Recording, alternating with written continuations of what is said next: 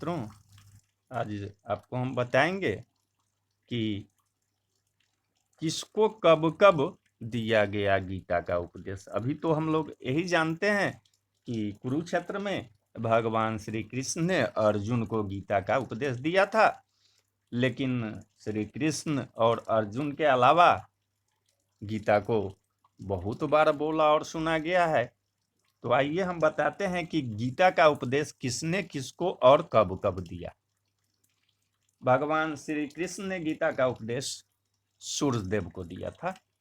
जब भगवान श्री कृष्ण अर्जुन को गीता का उपदेश दे रहे थे, तब उन्होंने बोला कि ये उपदेश हम पहले सूर्यदेव को भी दे चुके हैं।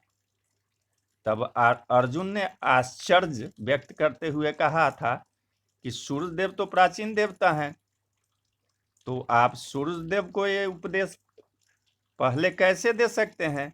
तब श्री कृष्ण ने अर्जुन से कहा कि तुम्हारे और मेरे बहुत बार हम लोगों का जन्म हो चुका है। तुम उन जन्मों के बारे में नहीं जानते, लेकिन मैं जानता हूं। इस तरह गीता का ज्ञान सर्वप्रथम अर्जुन को नहीं बल्कि सूर्यदेव को प्राप्त हुआ था। संजय ने धृतराष्ट्र को दिया था। जब भगवान श्री कृष्ण कुरुक्षेत्र के मैदान में अर्जुन को गीता का उपदेश दे रहे थे, उस समय संजय जो धृतराष्ट्र के सारथी थे,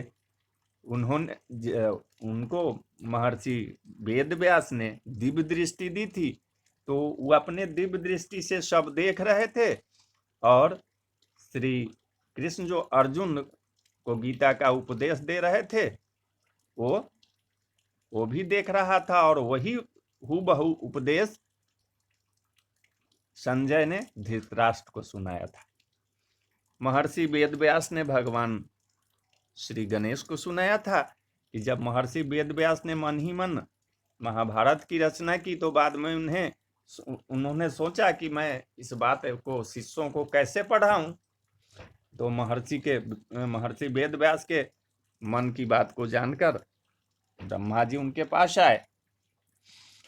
महर्षि वेदव्यास ने उन्हें महाभारत ग्रंथ की रचना के बारे में बताया और कहा कि इस पृथ्वी पर इसे लिखने वाला कोई नहीं है। तब ब्रह्मदेव ने कहा कि आप इस काम के लिए श्री गणेश जी का आह्वान कीजिए। महर्षि वेदव्यास के कहने पर श्री गणेश जी ने ही महाभारत ग्रंथ का लेखन किया। महर्षि वेदव्यास बोलते जाते थे और श्री गणेश जी उसको लिखते जाते थे।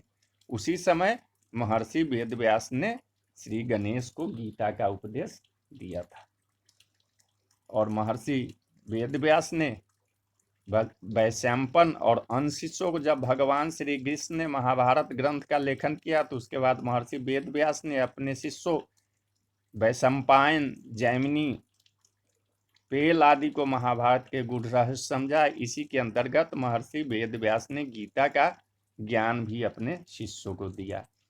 पांडवों के वंशज राजा जन्मेजय ने अपने पिता परीक्षित की मृत्यु का बदला लेने के लिए सर्प यज्ञ किया। जन्मेजय ने इस यज्ञ के पूरा होने पर महर्षि वेदव्यास अपने शिष्यों के साथ राजा जन्मेजय की सभा में गए।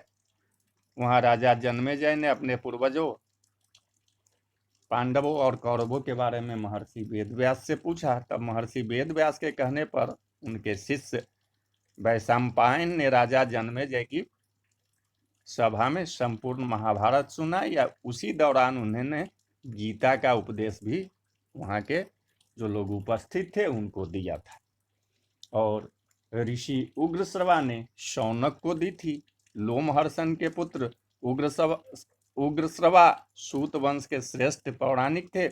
एक बार जब वे नैमिषारण्य पहुंचे, तो वहां कुलपति शौनक 12 वर्ष का सत्संग कर रहे थे। जब नैमिषारण्य के ऋषियों और शौनक जी ने उन्हें देखा, तो उनसे कथाएं सुनने का आग्रह किया।